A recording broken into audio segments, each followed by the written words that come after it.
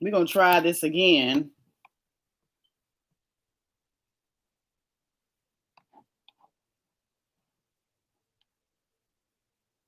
Wait to see if people get on because this is ridiculous.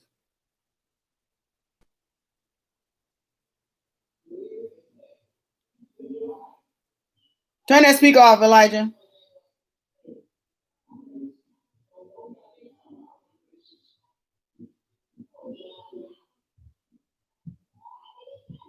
Y'all let me know if y'all can hear me or not. Cause this is unbelievable. Huh? Okay, you turn the speaker off? Your thing's connected to the speaker and it's playing. What's connected to the speaker? You know what? That might have been what the problem was. The doggone Bluetooth. The Bluetooth probably was on. Because it's like you were playing a little video and then we had heard the That's probably what it was. Hopefully these people can hear me now. Can y'all hear me? Okay, great. They can hear me. They can hear me. Okay. That's what it was. I think it was the Bluetooth. Yeah. Bring me my manifestation sheet downstairs. Manifestation. Okay. Sorry about that, y'all. It's always when you're trying to be great that stuff start acting up. I ain't had a problem at first out of neither of these computers, phones, and nothing else before now. All right. So I don't know how much y'all heard, but I was talking about the manifestation, and what I was saying is whatever it is that you desire in your life, whatever it is that you're trying to accomplish, don't let nobody, first of all, let nobody talk you out of nothing, tell you that you can't do nothing. You know what I mean? For instance, if you see something or whatever somebody else doing, and somebody else, they already doing it or whatever, well, you do it and make it better. It ain't like you copying them or whatever. You had your own idea before they even came out with it. So don't get discouraged. Thank you. Don't get discouraged because you see something somebody else had maybe had an idea similar to what you already trying to do or whatever. Forget all of that. And what I was saying is, it also is that, you know, I didn't get to where I'm at today for people to like me. That's not the mission right there. Period. That's never been my mission, you know. But what you need to understand is that in this life, well, I'll just speak for myself. In this life, for me, I have to be able to live on purpose. If I can't live on purpose, what am I living for? So sometimes I find myself asking God, what is it that you want me to do? What life can I help change today? Who can I pray for today? Who can I make laugh by being, y'all know I'm goofy as all get out. Who can I make smile, you know? And as I begin to ask God what my purpose and stuff is or whatever, life speaker just can't come in, life speaker, whatever. I'm able to take any negative situation and turn it around and make it a positive situation, no matter what it is, you know? You woke up this morning. God started you on your way. You got breath in your body. You know, you're clothed in your right mind. Those kind of things that people take for granted, I don't take for. You got breath in your body. You know, you're clothed in your right mind. Those kind of things that people take for granted, I don't take for granted. I think it's huge to me to have life and have life more abundantly, even in the situation that we're in now with COVID. So, again, I don't know how much of it you heard or whatever, but me being idle, that's not me. So it's no secret that I'm able to just pick up something or whatever and just monetize off of it. Whatever it is that I put my hand forth to, it will prosper. And that's something I manifest also daily. That's why I'm as successful as I am, is that I speak life into situations that's dead. I speak life into myself. I speak life into whatever business or relationship, not just business, but relationship, anything that's going on in your life. You have to be able to speak life into. You have to be able to manifest it until you physically see that thing. It has to be in the spirit realm first before it can be in the natural. So I have my list of manifestations that I read every day and post on my wall, you know, before I even get up and start my day. So when I started the rental car thing, so that led me into y'all saying that y'all couldn't hear me. When I started the rental car thing, hey, Big Steezo, it was because when you know, I don't know if you guys had this experience before, but being able to excuse me, being able to go to these rental car places like Hertz and not using credit card, using debit, and I get tired of that, honestly. So what I did was I just started looking up like rental car places, rental car apps or whatever. I don't know what made me do that. I just did it one day a couple of months ago, and I came up and I saw. I don't know. Some of you probably heard of it before. Some of you probably have rode with this company before, or maybe host with this company before. But it's called Turo, Turo. There's actually like little subsidiary companies after Turo, but I had never heard of Turo before. And Turo been around, I believe, since 2009 or 2016, something like that. It's been around for some years. And I'm like, how did we not hear about this before? And what this app is and what this company is, it's a rental car sharing app.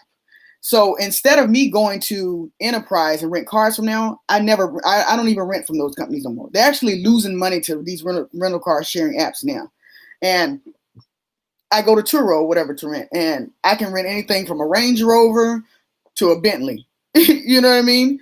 And it's cheaper, it's affordable for the average person. And what it is it's us. It's normal people like me and you that are sharing our vehicles for other people to ride in. And I started renting cars from there or whatever. It's cheaper. I don't have to worry about no credit card. I just put my debit card on file, make sure I got my license, and I'm good to go. I book and they take the money out. Voila. It ain't no hidden fees or nothing. They tell you exactly what you're going to pay up front. You know what I mean? So then after I started renting from Turo or whatever, I was like, I saw this little icon that said hosting. I'm like, oh, what's hosting? What does that actually mean and stuff? And it's like, oh, okay, so this is how I can actually rent. Now I can rent my cars to other people to be able to, have experience with this rental car sharing app thing. And when I tell you, I have 4 vehicles now up under this particular app. I do have a Bentley, but I don't put my Bentley on there because that's my personal vehicle. But I have a 2011 Nissan Altima. I have a Dodge Charger. I just bought a 2015 Malibu Chevrolet, and I'll tell you about that too, how to go about doing that. And I just purchased, a Mini Coupe that I think I might renege on that, but I'll tell you about that also. Remind me. But so I started with my 2011 Nissan Altima. I was like, yeah, it's just a 2011, car. It runs very well. I put brand new tires on it. I changed all the filters and everything, and it's still pretty good. Leather seats and stuff. And that was my 17-year-old son's car or whatever. But I'm like, we don't go nowhere. We ain't got nothing to go out and do or whatever. You might as well go rent your car out. So I did that, and I started when you go and you get on these apps or whatever, you got to be able to decide for yourself how much do you think you can rent your car out or your SUV out for a day or whatever. So there's different things that I do to get my price factor in there in order to be able to rent my cars out. I've been doing Turo for about a month and a half now, almost 2 months now. And I can't keep that Nissan Altima in the parking lot. Literally, I rent it for $35 a day. And as a matter of fact, I just rented one of the cars out, that Nissan out just a few minutes ago. And what people are doing now is what I've noticed is that they're not really, people are just running errands around the neighborhood or, the town and stuff like that. And they just need it for work and stuff like that. But, a lot of people are not doing Ubers and stuff like that because of the COVID. So it really works out. It works out very well, to be honest with you. And it really works out for people who live in areas like where I live. I'm in Los Angeles. I'm in the heart of Hollywood and Los Angeles. So it works out very well for me. If you're not in like a major city, New York is a good place. San Francisco, Dallas, Texas, Miami, Florida, Atlanta, Georgia. Can't be in like places like my mom. You may be good or whatever. I don't personally know people that are in the Newport News, Virginia area where my mother lives and is from.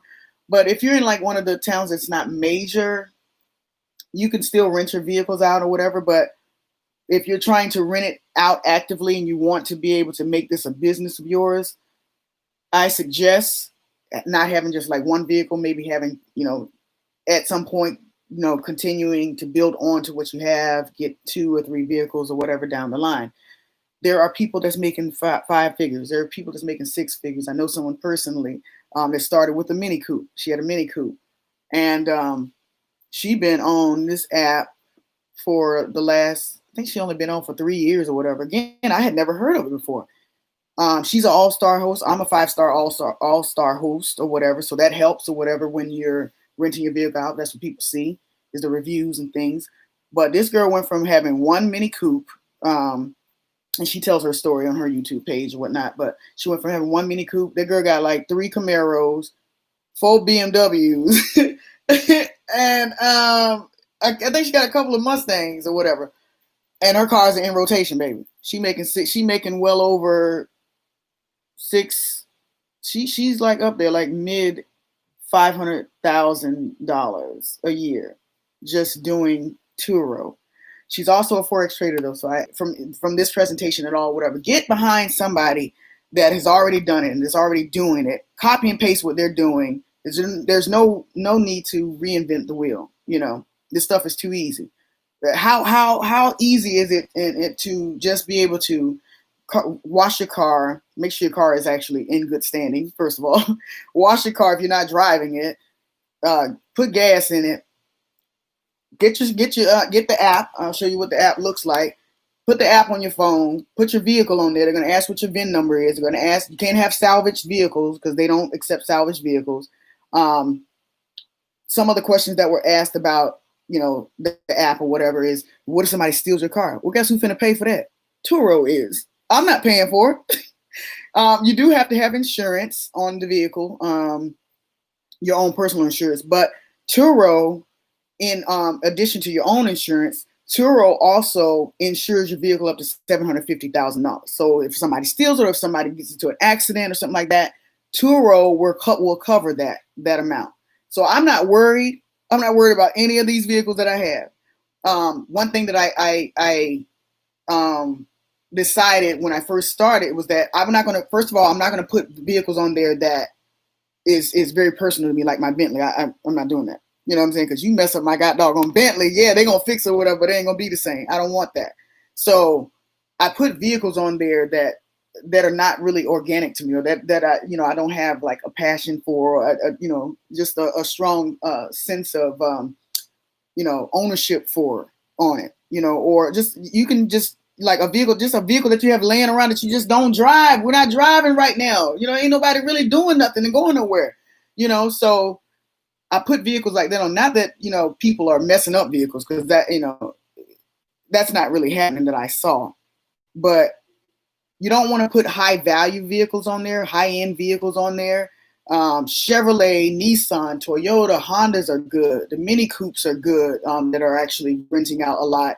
SUVs, so people aren't really going on trips. I was thinking about getting like an SUV, but people aren't really going on trips per se. Maybe during the holidays it'll be different. But what I'm seeing is that more people are renting out sedans, or like in California, the convertibles. I'm gonna get me a Mustang because that one is like hotcake here. A Mustang or Camaro or something like that, something with a drop top. The Jeep Wranglers, people love Jeeps here, with the doors out that you can take off. So that's something that I was thinking about getting as well. The BMW trucks and the cars and stuff like that. I'm not looking to get nothing that I have to have that's going to cost me in maintenance fees a lot of money. That right there is not the way that I'd like to go. Yeah, you can rent it for $65 a day, a BMW truck. Yeah, you can rent it for $80 or whatever. But at the end of the day, if they bring your car back, as you continue to rent your vehicles out, you're going to need the maintenance, you're going to need the oil changes and the tire changes and stuff like that to keep going, So right now, my focus is just on like Chevrolets and Nissans and Toyotas and, even the little Mini Coupe or whatnot, or Dodge or Ford or something like that, just to start off with. If with this 2011 Nissan Altima that I have grossed, and I've only been with them a month and a half now. I'm already at like $1,500 in profit. I rent it for $35 a day. Let's just say on average, I rent it 22 days out of the month. Okay, so you do your math. Or you just say 20 days or whatever to make it, even Steven. 20 days out of the month, $35. $35 a day or whatever. That's, what's it, $700 that you can make from that. But mind you, again, my days are a lot more than that. My days are like, so if I do 30 days or whatever, what's that? 15, that's 1,000, 1,050 or something like that. Turo, on the other hand, well, actually, it's been 45 days because we're in October now. So I've been with them, yeah, I've been with them like a month and a half now. So Turo gets, of course, they're going to get their little money. There's options on the website to show you that what percentage you want Turo to get and what percentage you get. For instance, if you're at the 70% rate, and you can look through the app, this is what the app looks like. Download Turo. Turo. If you can see it. Download the Turo app. Turo. And you'll just be able to browse around and see exactly how the site works and what your percentages and stuff like that you'll be able to get from each trip. Right now I got mine at 85%. I want 85% of my money. Can't do 100% or whatever because, like I said, they have to get paid for running their app and running the business or whatever. So I got mine set at the highest or whatever because I have my own insurance, which you have to have anyways, your own insurance. And but my insurance is already set at like $1,000 deductible. And the reason why I do it is because I have a network of mechanics and collision repair specialists and high-end vehicle sellers and stuff like that I go to that I can get, I can get my price where I need it to be if something, were to go wrong or things like that. So it's really not not bad to have like $1,000 deductible for your regular insurance, and then with Turo, I'm at 85%, which means they cover. I mean, they'll pay you 85% of whatever, 15%. But they don't cover like if you need a rental car at 85%. Your deductible is $2,500, I believe, which I'm not worried about. Like I said, because I have my own insurance, and if push come to shove, I'll just go with them with the lower deductible. And then there's one other thing that they don't cover. Rental car. Oh, if you like, if like some people, like I said, this is their business, this is their livelihood, this is how they make money. This is probably the only source of income or whatever. They make good money. So if you're out of work because your car is in the shop or whatever, at 85%, they don't pay you. Whoop-de freaking do, So that's why I chose 85%. But the suggested thing is they go from 60 to 85. So you got 60, you got 70, you got 75, and you got 85. At 60%, there's zero deductible. So it's basically what your deductible would be if the car was getting in a crash. So zero deductible is 60%. They pay you, I believe, to get your car fixed or whatever, and while you're out of work. And the the deductible, they pay you, and they give you a rental car. So you can choose and decide whichever plan works best for you. But I'm keeping all my cars at 85%. I want as much money back as possible. So what else? Let me see if there's any questions before I go on. Yes, I'm trying to put y'all on the game, man. I'm telling you, Turo is where it's at. Turo is where it's at. There's like I said, there's like 3 or 4 different other rental car companies that are out there. I think there's one called Hike Car. There's like 2 other ones I saw, whatever. But Turo is the top of the line. It's been out the longest. More people know about it or whatever.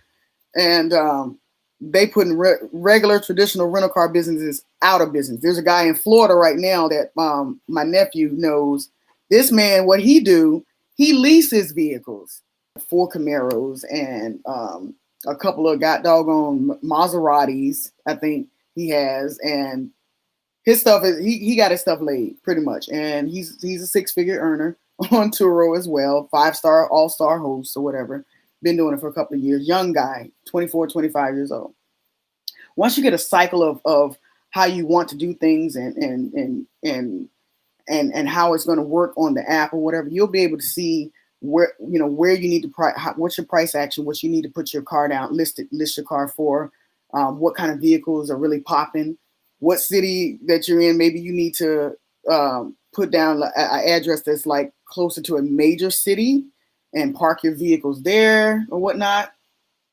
However you need to do it, I'm telling you, it's a really good thing right now. I mean, literally, you won't catch me at Avis or Hertz or any of those places renting cars anymore. Now that I know what I know about apps like these, like where have I been? You know what I mean? How easy is it and how cool is it to be able to just, take pictures of your car, whatever, before somebody come pick it up, gas it up, wash it up, and then when they come back, it got to be filled up. Best believe that. Some people, they even require you to have the car washed or whatever. I don't require that. I wash the car myself. It's not a big deal. And then you just hand them the key, check their license, and tell them have a good day. For me, even when they return the vehicle, I don't have to go back out and check with them. I tell them leave the key in the glove box. We're good. I have an extra key. It's not a big deal, right? They even have something where it's called a car lock. It's a car lock. I got to figure that out because if I'm somewhere else, I don't want to stop my business if I'm on vacation in Maui somewhere or whatnot. I want to be able to have the vehicle unlocked or whatever. You take a screenshot of your license and go. You return it right back to the same place that you found it. Put the key in the and I lock it from wherever I'm at. This is technology, y'all. Y'all better get with the program. There are so many ways to make money. I'm not even going. This is just one. I got 10 sources of income. This is just one because this was the most requested. This was the most requested when I had posted something recently about what I do or whatever. And what it was like it was a video of me getting one of my cars delivered here. And so what you do is you start with one vehicle. If I can tell you anything to do, just start with one vehicle, see how that one pops, and use that money to fund another business or whatever. Or if you already have another source of income or whatever that you can use to continue funding or whatever. I say if I make $1,000 a month from a 2011 Nissan Altima, say I got 10 Nissan Altimas. You know what I mean? Guess how much money that is a month? $10,000 a month. You hear me? Y'all ain't hearing me. You're not hearing me. This is too easy. It's way too easy. Way too easy to make money. So that's pretty much what I do, guys. I rent my cars on Turo, and with Turo, they're very, very, very selfish. They don't want you to be on another rental car sharing app, with them. So you don't sign a contract or anything like that. But they tell you they'll block you if you try it. If you try to put your vehicles on multiple different rental car sharing apps. So I get it. But I don't need to do that because my car is constantly rented out through Turo. Why do I need to go to this particular rental car sharing company or that one or whatever? But that's how they do. You can't be on more than one with them. Now I don't know about the other ones. They're a little bit they're not the big dogs, so they may allow you to post your vehicle on other sites as well. But Turo doesn't allow that. They have customer service, which is great. 24 hours a day, I believe. If you have issues or whatnot, you can contact them, let them know so-and-so got in an accident. I need y'all to, fix my car. So, because that was one of the questions that people asked. It was like, you're not afraid of people stealing your car? Nope. You're not afraid of people messing up your car or crashing it? Nope. Matter of fact, go ahead on and do it so y'all can pay this car off. Well, the Nissan's already paid off. Like, all the cars I have is paid off, but I'm just saying for people that, that's why you really cannot have a personal vested interest in the cars that you put on here. They can't just be like your babies and, you don't want to really have people do this or that in it. You have to have the understanding that, something may happen in that vehicle. The vehicle may get in a crash or whatever the case may be. The vehicle, they might, with my friend or whatever that's been on this, she's a multiple six-figure earner. She on Turo, somebody bought her BMW. Oh gosh, it was a nightmare for her. Somebody bought her BMW truck back. They didn't even tell her that they were back or anything like that. They just dropped it off, By the time she went and inspected that vehicle, them people had to tow that vehicle up so bad. tow it all the way up. Now I don't know what happens to the people when that happens. I believe Turo probably goes after them and their insurance and you know their license or whatever case may be. But she had her car was out of commission for a good 2 weeks because of all the things that they had did. It's like they done ran over a curb or something like that, like tore her whole alignment up in the front wheel alignment was just gone, you know. So that's why I say be careful. Be understanding to the fact that these vehicles cannot be nothing that you consider your baby because stuff like this can happen. But rest assured that Turo will pay for it. But you do have to have, all you have to have is your insurance, driver's license, and the car cannot be salvaged in order for you to start running a successful rental car business on Turo.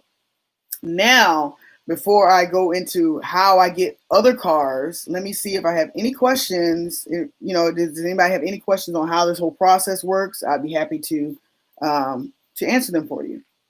Did you have to disclose to your insurance company how you plan to use the car, and are you required to add additional coverage through your own insurance company? No, I just had regular insurance through Progressive. Like with my Malibu I just bought or whatever, they ain't asked me what I just said is for business. Oh, they did ask you, right? They asked you. They asked me, is this vehicle being just like with any other car? Is this vehicle being used for business or pleasure or commuting? I said business because it is, and that's with the Chevrolet Malibu I just bought. But with my Nissan was already on there. I didn't have to tell them nothing. I just made sure that my deductible was good, and you can also, in order to get more than 85%, I forgot to mention this, in order to get more than 85% of your earnings from Turo and to get like, I think you can get up to 95-ish, they still have to get a certain percentage. They get like 5%. You can have your own commercial insurance, but that's not easy. Let me tell you, because I tried it. I had to call, you have to get Turo on your insurance. You have to have Turo as your car rental sharing business on your insurance company from your personal insurance. Progressive wouldn't do it. So they referred me to another company that would do it. But when I tell you, them people's like, by the time that'll be 3,000, baby, go and take that insurance right off. I'm gonna keep this 85%, keep it rolling. I don't need Turo on here that bad. Go. I don't need Turo on here that bad. I said, no, she didn't. That'll be like she finna give me a good deal, baby. No, she ain't gave me no good deal. So it wasn't a good deal for me. Y'all keep the 15%. I'm okay with that. And I'll take 85. But no, yeah, you don't have to disclose to the insurance company what you're using your vehicle for. Just tell them business. You can even tell them commuting. You can even tell them entertainment. You know, it doesn't matter or whatever. But if you want to add Turo on your rental insurance, because that's what they're going to require and request from you, is to have your own commercial insurance policy, just be prepared that it may cost a little bit more through your personal insurance to do that. I'm not doing that for no extra 10%. Nope. Go ahead and take whatever you need to take from that. Let's see what else. It's easy. It's really easy, guys. I'm telling you. So getting into the auction portion of it, I buy my vehicles from auctions. Like, I'm not going to go out and buy brand new cars. I'm not wanting to lease because, you know, with leasing, you know, you can only drive that car a certain amount of miles before you're over, and then you got to pay them people. So leasing is not a good option because with your rental car, they have you do like 100 miles a day. 200 miles is what I have mine for because you get more traffic and you get more people to, you know, rent your car out if you set it for 200 a day. People don't normally do 200 a day, but, you know, if they do, the option is there for them. And then any mileage over that 200 a day, then they pay 15 cents a mile, you know, just like a regular rental car place or whatnot. So you have that or whatnot. I've never had an issue with it. So if someone rented my car out for 3 days, they get 600 miles. That's just the way it is. So that's that. And then so with the auction vehicles, so, you know what I mean? Like if you rent your car out and you have it set for $200 a day, 200 miles a day, that mileage adds up. And if you're leasing a vehicle, you might not want to put it on Turo. You might not want to put down 200 miles, that people are accessible to 200 miles a day in your vehicle. It's not going to work. So that's why I do my auction vehicles. I need cash cars. You know what I mean? Like I don't want to have payments or whatever. So I go through a company called IAAI. I set up a broker account, and no, I'm not a broker. I'm sorry, just a regular public bidder. You know, and I got the 2015 Chevy Malibu and that car's worth like $9, and it only had like 84,000 miles on it. It was a repossession. But let me tell you, them doggone people that be getting their cars repossessed, them jokers be mad. Just like if you get evicted or whatever and they tear up your house, it's just like that with cars. I'm finding that out. I make sure you have to make sure, it's a clear title. So I make sure, when I'm putting in, the parameters for whatever I'm trying to look for in the market, in the auction market, got to have a clear title, baby. That car got to be able to drive and got to have keys intact, So no airbags, and none of that needs to have been deployed. Now I'll take some dings and stuff like that, because sometimes they'll ding a vehicle or whatever and say, oh, it was in a collision, because it has like ding marks all over it or whatever, or it may have been obviously in a collision or whatnot. So you have to be careful. Now, what I was going to tell y'all about this Mini Coupe that I just bid on, that I got to Monday to pay for, I bid $3,101. So the car is worth $9,000 or $10,000, but I bid and I won the vehicle for $3,100. I didn't realize. I learned from this doggone last this last vehicle I just bought that there's all kind of other fees. So you have your buyer's fee, your sales tax, your tax, title, and license or whatever. Okay, I get that. But then if you want it shipped, they have that transport within the auction website. They'll ship your car. So this last car came from Washington, and it shipped. I had to pay almost $900 to ship it here from Washington, and because it wasn't in running condition. I'm glad I did that, because the tires, you see the pictures online or whatever, but if you're not actually there at the auction, you really don't know what's going on with the vehicle. So that's just the risk that you take. You got to be able to set in your mind how much more aside you want to put towards maintenance or whatever the case may be, whatever was wrong with the vehicle. So this particular car, everything looked good. Like I ain't see no dents or whatever when I was looking at it online. It just said collision left side or whatever. So I saw looked like somebody just side swiped it or whatever. I said, all right, I got collision repair specialists they can hook me up. So, I'm not worried about that. So then, I looked in and I'm looking all around it, and I look on the inside of the vehicle. Everything looks really good, repossession or whatever. Get the car here, all 4 tires flat. So now I need new tires. Okay, great. I already done factored into how much more I have to pay for maintenance or whatever. So, and I get the mechanic. So I have mechanics that just fix anything in the vehicle, whatever. So I take it over to my mechanic to have it looked at. And they was like, oh, this is a project. I said, oh God, what do you mean it's a project? It came out with like 30 different codes. And so what happened was, whoever got into an accident with the car, it must have shook some of the codes or whatever, shook some of the parts loose or whatever that set off the codes or whatever. So it wasn't like it was all these things that were wrong with it. It just needed to be tightened up or whatever. So there's one major thing that was wrong with it. The ECM module was off, so they had to replace that. Got 4 brand new tires. I got an oil change and got the transmission oil fluid and everything changed. Everything came out to like $1,400. All right. So now calculate, walk with me here. I paid $3,500 for this vehicle. Had it shipped here. It's almost $900. So we had $4,400.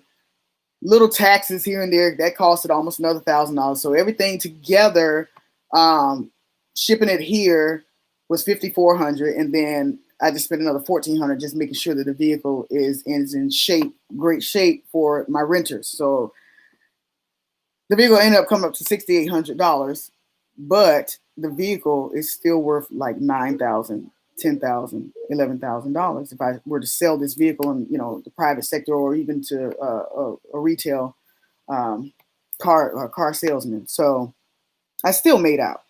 And another thing that I was thinking about is that what if I even still with the rental car thing, I'm always thinking of different businesses. What if I buy these cars and fix them up and then just sell it and, you know, make a profit out of a couple of the cars that I do. So I'm thinking about doing that as well. I'm telling you, when your mind gets activated to do something or whatever, there ain't nothing gonna stop you from you know, getting these ideas on how to continue to maximize your earnings and make more money. You know what I mean? So right now I'm trying to make, I got like 9 streams and sources of income or whatever. I want to do 10. They say you only need 7, but why do I need to stop?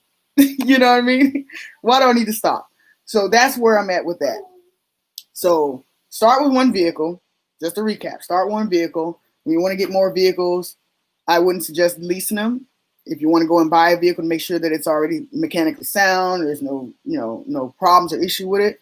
Get you a little $5,000 cash car or whatever the case may be, or a finance car or whatever from the dealership. Rent that baby out. They renting. I'm telling you. Them little Mini Coupes is renting like hotcakes, and them the ugliest cars I ever seen alive. To me, I don't understand like why people like these little ugly cars, but they love it. So if you like it, I love it, baby. You know what I mean? So, hey, it was good knowledge. Who is this asking what the F is this about? How long have you been on this this webinar to find out, or this live presentation? You might want to go back to the beginning. It'll explain exactly what this is all about. But hopefully for the ones who've been on since day one, minute one, even with all of the technical difficulties, you understand where I'm coming from. You understand how easy it is to start your own rental car business and make money, and sit at home just giving people your keys to your car and renting your car out, and having the peace within to know that, hey, whatever happens with the vehicle, it's covered. It's covered. Get to a major city or whatever. That's where you're going to maximize the most. That's where you're going to profit the most, is where you're at with major cities, near airports. I have LAX here. You got Burbank Airport there, or whatever the case may be. People, they Uber to you. They Uber to you from the airport or whatever, and they come to wherever you have your vehicles listed at. You come out, you give them the key, tell them to have a nice day. It really, really is that simple. Really is that simple, guys. So if you haven't heard of Turo, download the app, take a look at it. It'll also tell you, like, when you're looking for vehicles or whatever, I suggest you put the VIN number, because it'll tell you to put your VIN number in, and then they'll tell you if the car qualifies or not for it to be listed on Turo. Also, the car cannot be older than 13 years old. I only look for cars that's 2010 and above. Nothing under 2010. Well, 2009, but that's kind of pushing it for me because we're almost in 2021. So I don't want cars that old. So they have to be, for me, 2010 and above. Because Turo won't accept it if it's 13 years old. Turo won't accept it if it's a salvage vehicle. And they take classics. Let me tell you, classics are on there renting out, like those classic what's the name of that? They had one was it Camaro or whatever? The classic, like 1956-ish type cars. They're renting out for $300 something a day, baby.